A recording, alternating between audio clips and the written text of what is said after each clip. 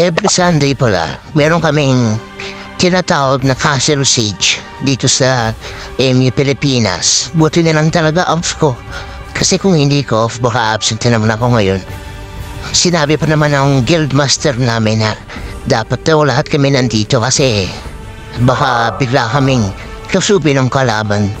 Ito palang Castle Siege is every week siyang nangyayari. So, kung sino yung panalo ng last week Castle Siege, siya yung may hawak ng tore. Tapos ang trabaho niyo ngayon is yung ipagtanggol yung tore at lahat ng sumusubo dito patayin nyo na hindi makarating dun sa loob ng castle. Kung makarating man sila dun sa loob ng castle, pwede pa rin kayo mag-defend.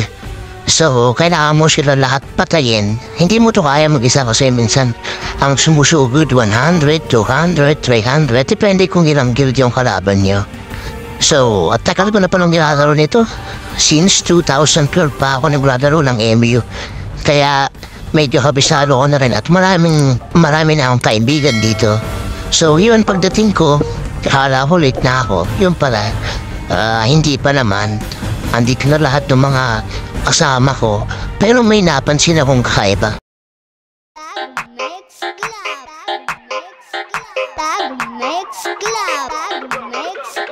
Dancing to the beat with DJ Eric Ness.